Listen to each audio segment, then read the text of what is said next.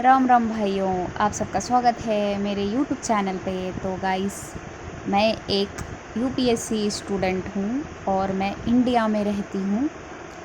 और उसके बाद मैं अभी ना रिवीजन कर रही थी, तो मैं सुबह से लेके अभी तक मैं रिकॉर्डिंग नहीं कर पाया था, तो मैंने सोचा चलो मैं सबसे छिपते छिपाते हुए मैंने रिकॉर्डिंग कर लिया आप सबके लिए। तो अभी ना एक्चुअली मेरा क्लास जब कंप्लीट होता है तो मैं पहले रिवीजन करती हूँ, उसके बाद मेरी क्लास कंप्लीट होती है, मैं फटाक से रिवीजन कर लेती हूँ, फिर दूसरे दिन उसको रिवीजन करती हूँ। और मॉर्निंग में जैसे ही मैं पहुँचती हूँ अपना नोट्स ओपन करती हूँ, एक टेस्ट लगाती हूँ मेंस पेपर का, उसके बाद मैं फिर पढ़ने बैठ जाती हूँ। तो इस तरह से हम पढ़ते हैं और चलिए हम आगे एक्सप्लेन करते हैं जो भी पढ़ा है। एवरीवन, आज जो हमने सुबह से लेके पढ़ा है वो सारी चीज़ें एक्सप्लेन करूँगी, आपको बताऊँगी। तो चलिए हम चलते हैं।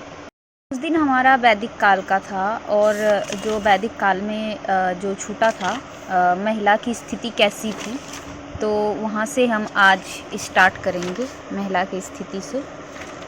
सेकेंड पार्ट यहाँ तक मैंने आपको एक्सप्लेन कर दिया था, इसके आगे मैं आपको बताने वाली हूँ।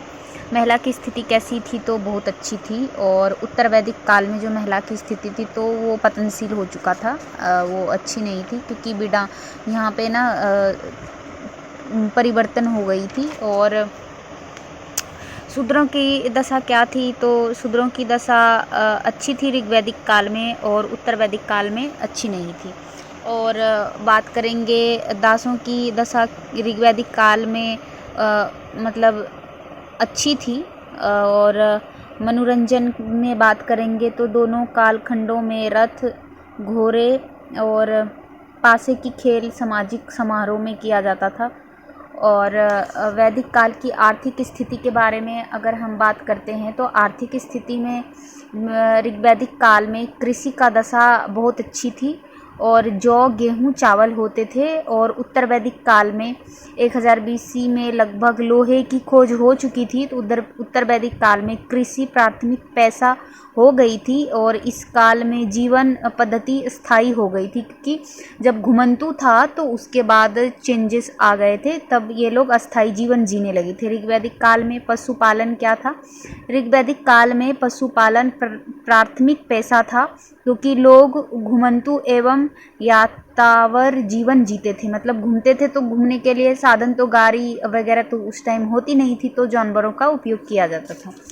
और उत्तर वैदिक काल में हम बात करते हैं पशुपालन इस काल के दौरान द्वितीय पैसा हो चुका था, क्योंकि लोहे की खोज होने के बाद कृषि में बहुत ज़्यादा उत्पादन होने लगी थी, तो द्वितीय पैसा हो गई थी। और हम बात करते हैं ऋग्वैदिक काल में उद्योग एवं धंधे के बारे में। तो ऋग्वैदिक काल में के दौरान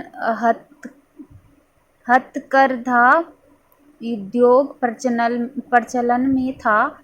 इसके अंतर्गत बांस के बने सामान, टोकरी, रथ उद्योग, कर्मकार्य उद्योग प्रचलित था।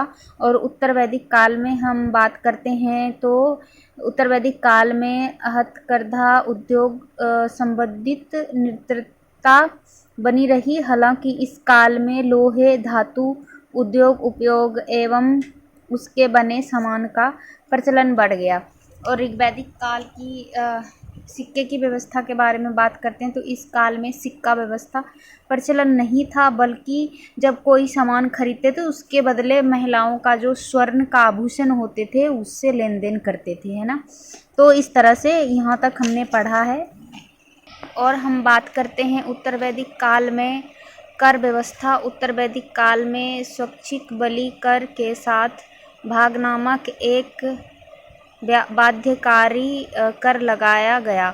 वैदिक कालीन आर्थिक दशा। वैदिक काल 900 वर्षों का एक बृहद काल खंड है और 500 वर्षों के ऋग्वैदिक काल में आर्य घुमंतु और कबीलाई जीवन जीते थे, इसलिए कृषि उसका द्वितीय पैसा था, जबकि पशुपालन उसका प्राथमिक पैसा था।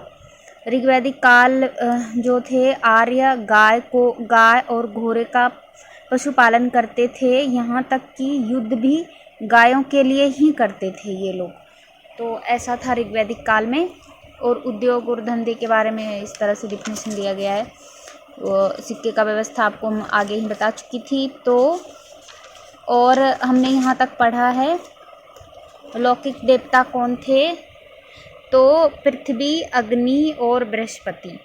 आकाश के देवता कौन थे, इंद्र देवता, मरुत, वायु और परिजन। खगोलीय देवता कौन थे, वरुण, उषा, अश्विन और सूर्य प्रमुख खगोलीय देवता हैं। और ऋग्वैदिक काल के सबसे प्रमुख देवता इंद्र थे, जो वर्षा के देवता थे। ऋग्वैदिक ग्रंथ ने इंद्र को पुरंदर भी कहा गया है, जिसे कीलों को तोड़ने वाला होता है, उसका मतलब यही होता है। तो हमने इस तरह से पढ़ा है इतना सारा। आर्थिक समानताएं, सामाजिक समानताएं, असमानताएं, राजनीतिक समानताएं, धार्मिक असमानताएं, आर्थिक असमानताएं, ये सारी चीज़ों को हमने पढ़ा है। उसके बाद चैप्टर प्राक मौर्य काल का स्टार्ट होता है, चैप्टर 1। तो हम इसमें पढ़े हैं ऋग्वैदिक आर्यों के केवल जन कहलाए तथा उत्तर वैदिक काल में जब घुमंतु आर्यों का जीवन अस्थायी हो गया तो जनपद कहलाने लगा था। और ये द्वितीय नगरीयकरण था। उत्तर वैदिक काल में कृषि का शुरुआत से अब अधिवेश था। और प्राक मौर्य काल में षोडश महाजनपद के बारे में इस तरह से बताया गया है, जो कि हमें पहले भी बताए थे। और मेरी थोड़ी हैंडराइटिंग गड़बड़ है, तो उस पर ध्यान मत दीजिएगा। मैं हैंडराइटिंग ठीक कर लूँगी, क्योंकि ये नोट्स बनाती हूँ जल्दी जल्दी लिखने के चक्कर में थोड़े से गड़बड़ हो जाते हैं। तो हमने यहाँ तक पढ़ा है, ये कंप्लीट हो गया है मेरा प्राक मौर्य काल। और कल सेकेंड पार्ट स्टार्ट करेंगे, तो आप लोगों के साथ शेयर करेंगे। अभी के लिए हम आपसे बाय बाय चाहते हैं। थैंक यू गाइस, आप सब ने मेरे पिछले वीडियो में बहुत सारा प्यार दिया है, तो आशा करती हूँ कि आप इस वीडियो में बहुत सारा प्यार दीजिएगा। Bye bye, love you guys.